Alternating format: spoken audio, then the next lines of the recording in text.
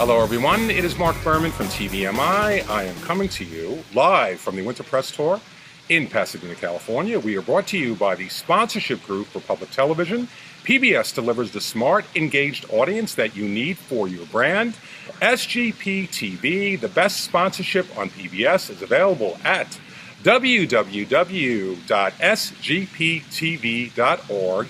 And I am here today with my friend and my colleague, Jim Colucci. Hello, Mark. You are from? I'm from CBS Watch magazine. Right. SiriusXM radio. Right. And I'm actually the author of an upcoming book, Golden Girls Forever. So look for that sometime in the next year. You are a triple threat. A triple threat. Let's say that. Well, you're a good PR man, Mark. You are a triple threat. I've known you for a very long time. I used to write stories for CBS Watch. Yes. Oh, wasn't that great? Because that we could really talk about... That was great. Well, this is a golden age now, but we could really talk about the golden age of the 80s as well. Well, my assignment back then was I would interview a classic TV star for each issue, right. And I got some really cool people. And obviously, if you're writing a book about the Golden Girls, you must have spent some time with the beloved Betty White. Oh, yeah. I had an entire afternoon with her. Which, on her schedule, it's like dog years. Right. In her schedule, an entire afternoon is like 7 entire afternoons for anybody else, because that woman is at 93 years old. At the time, she was 84, but so busy. Today, actually, is her birthday. We're doing this on Saturday. Yes. The time here, the one thing about when you're at the press tour, time you can't figure out what day it is. I lose track of days and dates, and because everything, you literally, I know it sounds like first world problems to people. Oh, I have to sit in a hotel ballroom and they feed us and we have to talk about television. But it's literally like 8 a.m. to probably 10 or 11 at night, including Saturdays and Sundays for 15 days straight. It's a very long day. After a while, all the shows blend into one. You forget what day it is. And then when you go back to your real life, like when I go back to my office in New York, I walk in and I think to myself, where's my breakfast buffet? Right. At noon, where's my lunch? At 3 o'clock, where's my snack? Isn't there supposed to be a candy buffet from Dylan's Candy Bar around here somewhere? Where is it? Well, we just both walked out of the American Idol session, and they had all these little, cakes or whatever out there, pastries. We both kind of said, no, we're going to pass on this one. Well, at this point, I'm a foie gras goose. If they feed me anymore, they will make foie gras out of me. Now, let's talk about, we just came from the American Idol session. Yes. We were just discussing it. Season 14, what's interesting about the show is if you look at the ratings on paper, if it was any new show, you would say, wow, it's a hit show. Right. This is doing very well. But, compared to what it once was, it's doing now about 11 million viewers, a little less. In its heyday, it was close to 30 million. But it's a show. Do you still watch it? Of course, yes, in and out. And it's not as compelling as it was when it was a cultural phenomenon. Right. Now it's not the phenomenon. I don't think that the contestants now become household names just for being among the finalists like they did in the early days. Right. But, it's all relative because American Idol may not be what it once was. So if you compare it to itself, it has fallen. But it is still a huge show for television, for broadcast TV in particular, and a really great launching pad for new shows.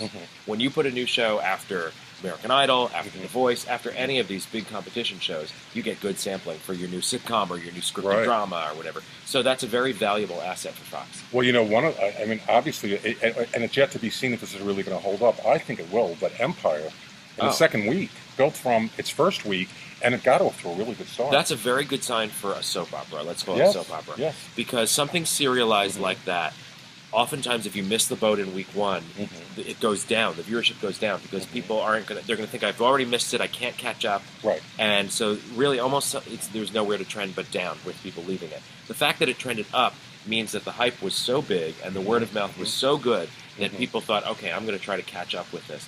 Very good sign. And that's why after airing only, twice now? Twice. It has been renewed for season 2 already. Renewed it was for announced season today. 2. So, very big news. And Fox also renewed Brooklyn Nine-Nine. I love that show. Thank God. They did it. They put it on Sunday at 8:30. Which is a terrible idea.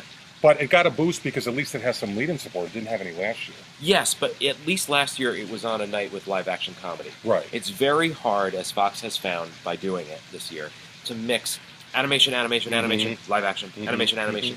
They have a different flow, they have a different feel, and when one show particularly stands out from all of the rest, it really, and I think Brooklyn Nine-Nine really took a hit that way, but it is a genius show, and I'm so glad they stuck with it. Well, the critics like it. That's part of it. That's part of it. It won the Golden Globe last year. In its first year. Its first year. So, when it wins the Golden Globe that early, and right out of the gate has such a cult audience and such a devoted critical audience, I think you're right. That helped Fox decide, okay, we're going to go into Oh, absolutely. I mean, that show's going to be on the air for years. That's not going anywhere. Right. Now, I hope not. we've been here, I think this is the 10th day, if I'm correct, or the 11th day. It started on the counting. 7th. I missed the first day, so for me, I think it's the 10th day. It's your 10th day. And we have 3 more. 3 more.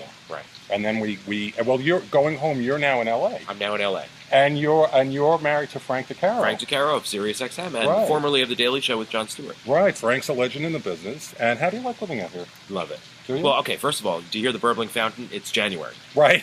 So and this is New York, the burbling fountain would be frozen over. Yes, it wouldn't be burbling very much. Right. So, no, that's great. And for people who write about TV, write for TV, have interest in TV, it is, even though New York has so much more production now, and that's great, but even though things can be shot in New York or on location, as we said, Albuquerque, Atlanta has a big business, it's often still produced here, written here, cast here.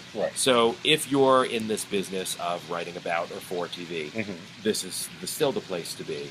And, you know, it's fun. It's fun to go into your neighborhood Ralph's, and there's Michael Learned from the Waltons. You know, speaking I know of you the love the Waltons, Waltons, so my that's why I favorite brought show. that up. You know, whenever I see you, what always comes to mind, or will come to mind for the rest of our existence, or my existence, in December of 2011, there was a Waltons reunion in Jersey City. Right. And, of course, I'm going. I'm there. And I'm thinking, I wonder if anybody else in the press will be there. Well, the only 3 members of the press were you, myself, and Frank. Right. And you and I were both writing about it for CBS Watch at the time. Yes. About the Waltons. Yes. So the Waltons. we were on assignment, but I would have gone anyway. And, you know, I'm actually from Jersey City.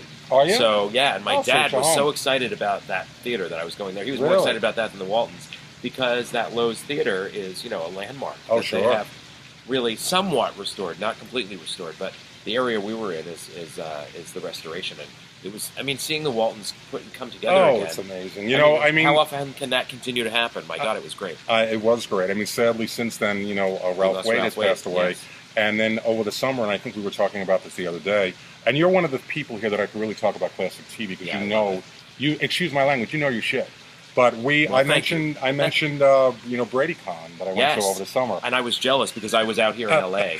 I live in New Jersey part-time as well, and that was in the Meadowlands. I was like, oh my God, I was a kid living in New Jersey and the Bradys were in L.A. and I wanted to join them. Now I'm in L.A. and the Bradys are in New Jersey. How did this happen? And I mentioned to you the other day, the only snub was, it was a 3-day event. I took my wife and younger daughter, and there was a panel with, you know, the original Bradys, and then they brought in Greg's wife, Nora, and they brought in Fake Jan, and all, you know, a guest star. And the big thing at the end was Cousin Oliver. Here comes Robbie Riss as Cousin Oliver, and we're all sitting there waiting. Cousin Oliver's coming. There's no Cousin Oliver. He was sucked up into a Sharknado again. His second Sharknado. It happens a lot. Well, I want to thank you very much. This was really a pleasure. Really My a pleasure. I hope you'll do this with me again. I would do it anytime. I mean, sit around in a gorgeous location and talk television. I could talk. As long as they keep feeding us. Keep the candy coming. Come on. And then we have the party tonight. There'll be plenty more food. Fox party tonight. Plenty more food. Plenty more celebrities. They throw a great party. They throw a very good party. Well, I thank you very much, Jim. Thank you, Mark. And I'm actually heading back to New York on Tuesday. So I will be coming to you from New York back again on Thursday, because on Wednesday I will be on a plane. Or technically I get in, so I won't be doing it. So I'll see you all back next Thursday, but thank you. Safe travels and wear layers. Wear layers. I know it's cold. It's cold. See, I'm in short sleeves. I know. New York. January. Thank you. Take care.